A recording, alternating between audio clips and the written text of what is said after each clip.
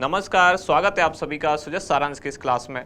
इस क्लास में हम पढ़ते हैं राजस्थान का करंट अफेयर्स, जिसका आधार होता है हमारा राजस्थान सरकार की सुजस पत्रिका। तो जैसा कि आप जानते हैं पिछले 2 दिन क्लास हुई नहीं थी, तो आज की क्लास में 3 दिन की क्लास मर्ज की गई है, यानी कि 30 दिसंबर इसका पीडीएफ आप देख पा रहे हैं, इसके बाद फिर 31 दिसंबर और फिर तीसरी 1 जनवरी, इन तीनों की पीडीएफ को मर्ज करते हुए तीनों दिन की क्लास आज हम एक साथ करने वाले हैं। हेडलाइंस के साथ शुरुआत करते हैं। सबसे पहली न्यूज आप देख पा रहे हैं, राज्यपाल श्री मिश्र ने प्रधानमंत्री की मां के निधन पर शोक जताया। तो आप सभी को पता होगा प्रधानमंत्री श्री नरेंद्र मोदी, उनकी माताजी का निधन हो गया। तो राज्यपाल और इधर मुख्यमंत्री ने भी ट्वीट करके अपनी संवेदनाएं व्यक्त की हैं। अगली न्यूज है, इंजीनियरिंग कॉलेज में 200 पद सृजित किए गए। आगे बढ़ते हैं अगले पेज की तरफ। यहाँ है पन्ना धाय का पैनोरमा बनेगा। कहाँ बनेगा? जो उनका पैतृक गांव था या स्थान था पांडोली, कहाँ है ये? चित्तौड़गढ़ में। यहाँ उनका पैनोरमा बनाया जाएगा। मुख्यमंत्री की सिख प्रतिनिधिमंडल से मुलाकात। अगली न्यूज हम देख रहे हैं, वो किससे संबंधित है? वरिष्ठ नागरिक तीर्थ यात्रा योजना। इस योजना के तहत 8वीं ट्रेन रवाना हुई है। पहली जो ट्रेन थी वो भी जयपुर से ही रवाना हुई थी रामेश्वरम के लिए। अब 8वीं ट्रेन जो है वो भी जयपुर से ही रामेश्वरम के लिए रवाना हुई है। यहाँ है मुख्यमंत्री की सौगात, और ये क्या सौगात है? प्रदेश के संस्कृत महाविद्यालयों के सेवानिवृत्त एवं सेवारत शिक्षकों के लिए परिलाभ स्वीकृत किए गए। यहाँ ये लोग जो हैं, ये वरिष्ठ नागरिक तीर्थ यात्रा योजना से जो लाभार्थी हैं उनके ही यहाँ बयान लिखे हुए हैं। आगे हम देख रहे हैं राजस्थान विधानसभा का जो 8वां अधिवेशन होगा, कब से शुरू होने वाला है? 23 जनवरी से। यहाँ वृद्धजनों के लिए फोन हेल्पलाइन एक नंबर संचालित किया गया है। कौन सा? 14567।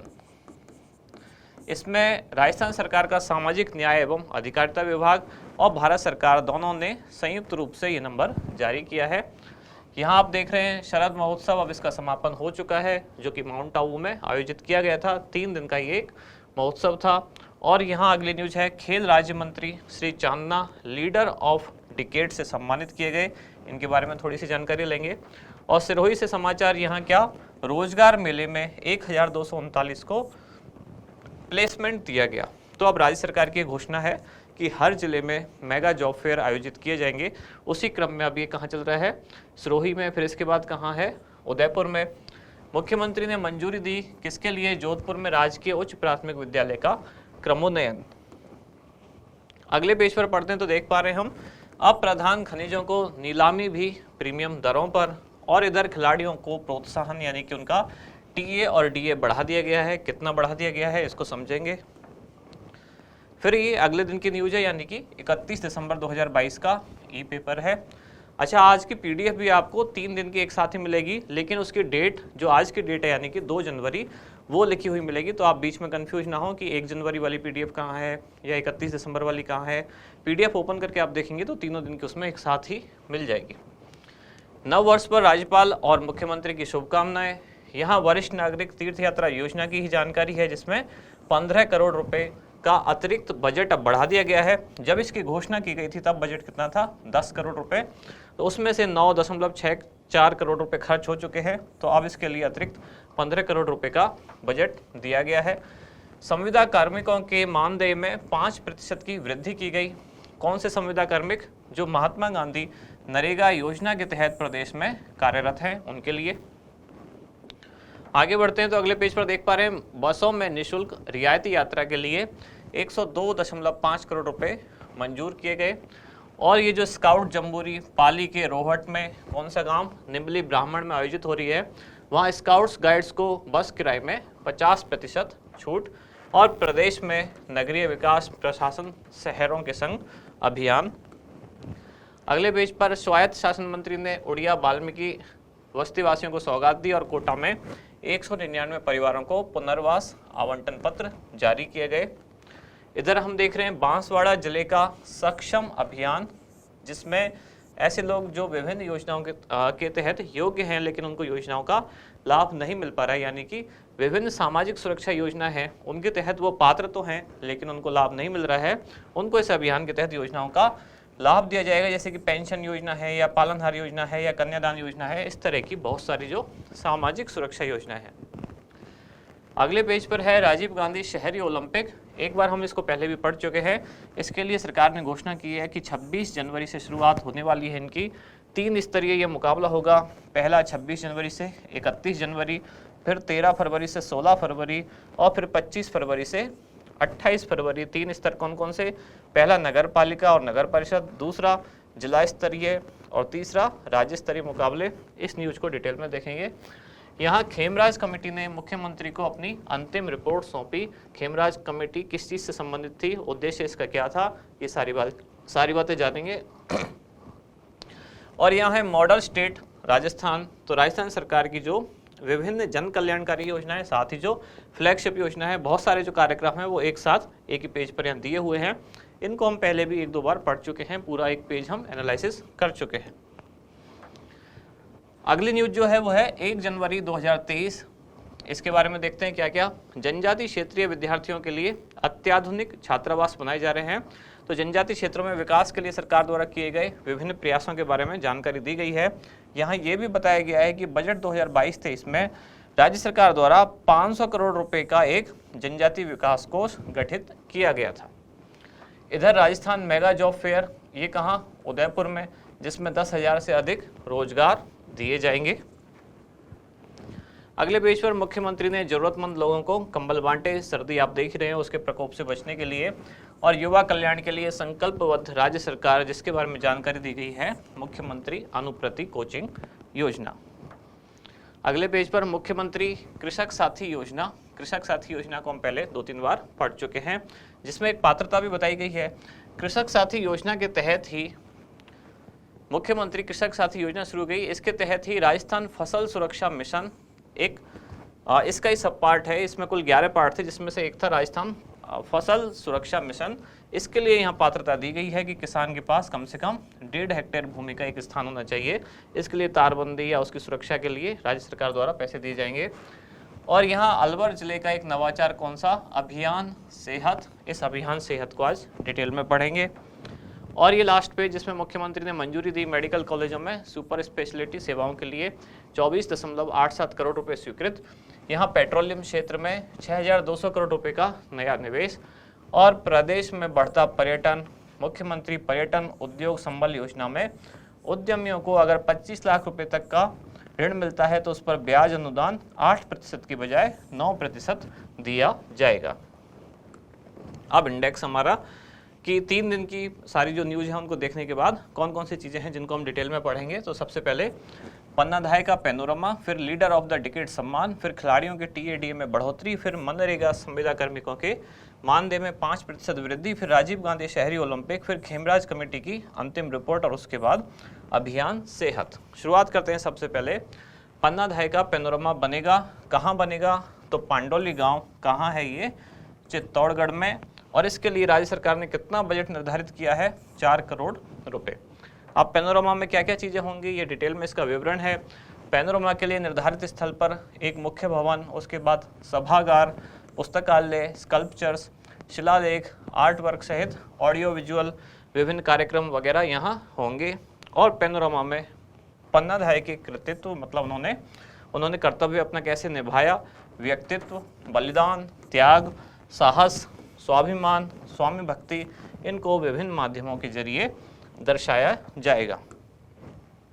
अगली न्यूज है लीडर ऑफ द डिकेड सम्मान। डिकेड यानी कि दशक, पूरे एक दशक का लीडर ऑफ द डिकेड सम्मान ये किसको दिया गया? इसके प्राप्तकर्ता रहे अशोक चांदना, जो कि राजस्थान सरकार में खेल राज्य मंत्री हैं।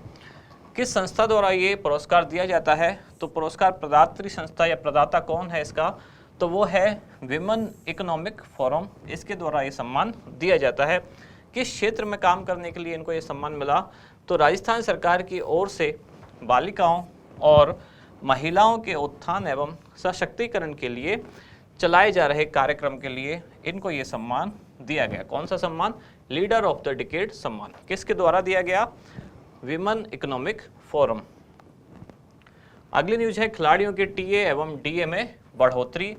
तो टीए और डीए में अब बढ़ोतरी करके कितना कर दिया गया है? तो यदि खिलाड़ी राष्ट्रीय स्तर का खिलाड़ी है, नेशनल प्लेयर है, पहले 500 रुपये प्रतिदिन जो दिए जाते थे, अब वो बढ़ाकर कर दिए गए हैं 1,000 रुपये प्रतिदिन। और यदि राज्य स्तरीय स्टेट लेवल का खिलाड़ी है तो जिनको पहले 300 रुपये प्रतिदिन दिए जाते थे, अब वो 600 रुपये प्रतिदिन कर दिए गए हैं। टी और डीए का तो मतलब आप जानते होंगे शायद, ये ट्रैवलिंग अलाउंस और ये डियरनेस अलाउंस। आगे मनरेगा संविदा कार्मिकों के मानदेय में 5% वृद्धि। तो महात्मा गांधी राष्ट्रीय ग्रामीण रोजगार गारंटी योजना यानी कि मनरेगा के तहत अब जो राजस्थान में यानी कि प्रदेश में कार्यरत संविदा कर्मी हैं उनके मानदेय में कितनी 5% की वृद्धि की जाएगी। ये वृद्धि कब से लागू होगी? 1 नवंबर 2022 से, और इसके लिए राज्य सरकार पर 4.1 करोड़ रुपए का अतिरिक्त वित्तीय भार पड़ेगा। फिर है राजीव गांधी शहरी ओलंपिक। तो राजीव गांधी ग्रामीण ओलंपिकों के सफलतापूर्वक समापन के बाद अब सरकार शुरू करने जा रही है राजीव गांधी शहरी ओलंपिक। कब से? 26 जनवरी 2023 से ये प्रारंभ होने वाले हैं। और कब तक चलेंगे? तो ये चलेंगे 28 फरवरी 2023 तक। अभी तक जो तिथि निर्धारित है, हो सकता है आगे चेंज भी हो जाए, लेकिन अभी 28 फरवरी तक चलेंगे।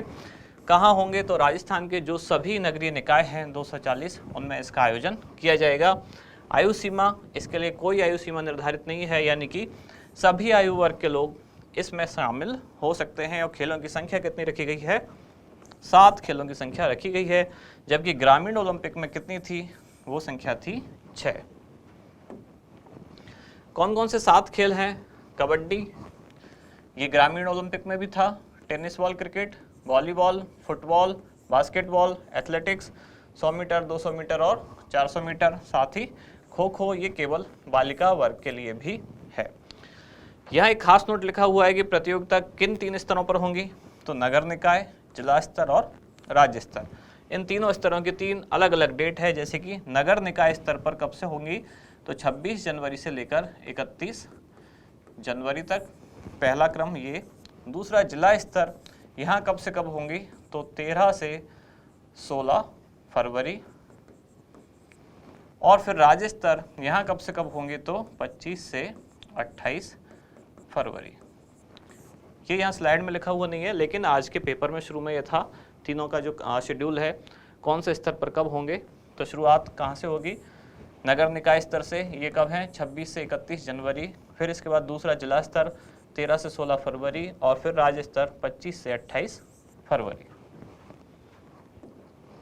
अगली न्यूज है, खेमराज कमेटी ने अंतिम रिपोर्ट सौंपी। इसमें सबसे ज़्यादा जो इम्पोर्टेंट बात यह है कि ये पूछा जा सकता है खेमराज कमेटी किस चीज़ से संबंधित है, क्योंकि ज़्यादातर ये चीज़ें पूछी जाती हैं।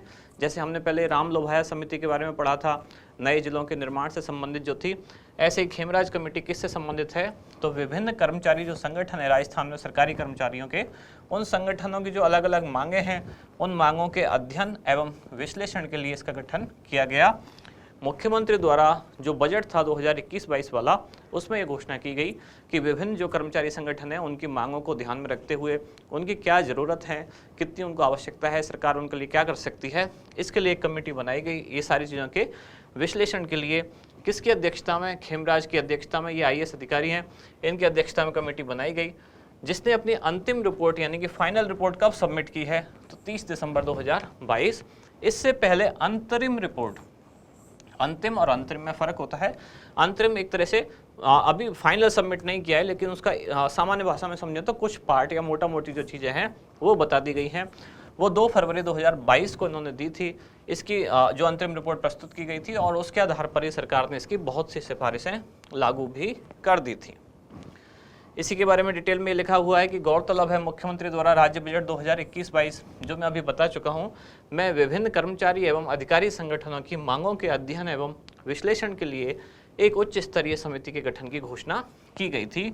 और ये कमेटी किसकी अध्यक्षता में? तो नाम आपको याद रखना है, खेमराज। कमेटी में ज़्यादातर यही क्वेश्चन पूछा जाता है, किसकी अध्यक्षता में कमेटी है और उस कमेटी का संबंध किस चीज़ से है? तो खेमराज कमेटी का संबंध किस चीज़ से है? विभिन्न कर्मचारी संगठनों की मांगों का अध्ययन और उनका विश्लेषण। अगली न्यूज है, अभियान सेहत कहाँ से संबंधित है? तो ये अलवर जिला प्रशासन से संबंधित है, और प्रारंभ कब किया गया? 21 नवंबर 2022। अलवर जिला प्रशासन के कई सारे अभियान है, सब आपको याद रखने हैं। वैसे तो आपको हर जिले के हर अभियान याद रखना है, इस तरह का ऑब्जेक्टिव क्वेश्चन कोई ना कोई पूछा जाता है और पूछा भी गया है। अलवर जिले का है अभियान सेहत। क्या है ये अभियान? इस अभियान के तहत जिले के, यानी कहने का मतलब ये है कि जिले में जितने भी बच्चे हैं, छोटे बच्चे, उनकी एक तरह से स्वास्थ्य जांच की जाएगी और यदि कोई उनमें से बीमार पाया जाता है, कुपोषित पाया जाता है, तो चिरंजीवी स्वास्थ्य बीमा योजना के तहत उसका उपचार किया जाएगा। यही लाइन यहाँ लिखी हुई है कि इस अभियान के तहत जिले के सभी आंगनवाड़ी केंद्रों, राजकीय और निजी विद्यालयों, साथ ही स्कूल ना जाने वाले भी जो बच्चे हैं 18 वर्ष तक के, उन सभी की स्वास्थ्य जांच की जाएगी और यदि बीमारी की पहचान होती है तब चिरंजीवी योजना के तहत उनका निःशुल्क इलाज किया जाएगा। कहने का मतलब उद्देश्य क्या हुआ, नाम में ही पता चल रहा है, सेहत का ध्यान रखना। और किनकी सेहत? 18 वर्ष से कम आयु के जो बच्चे हैं, चाहे स्कूल जाते हैं या नहीं जाते हैं। स्कूल जाते हैं तो चाहे कोई से भी स्कूल में, चाहे सरकारी हो या प्राइवेट हो या फिर आंगनवाड़ी केंद्र हो, अगर वो कहीं भी जाते हैं और या इवन नहीं भी जाते हैं तब भी सबकी सेहत का ध्यान रखना ये राज्य सरकार का धर्म है और अलवर जिला प्रशासन ने इसके लिए ही अभियान शुरू किया है, अभियान सेहत। लास्ट में हमारा अभ्यास प्रश्न क्या है कि खेमराज कमेटी का संबंध निम्नलिखित में से किस प्रकरण से है? नए जिलों का गठन, कर्मचारी संगठनों की मांगों का विश्लेषण, आर्थिक आधार पर आरक्षण का विश्लेषण या पूर्व सैनिकों की समस्याओं का अध्ययन। तो क्या होगा इसका सही जवाब, वो आप बताएं कमेंट्स में। हम मिलते हैं कल अगली न्यूज के साथ अगली क्लास में। धन्यवाद।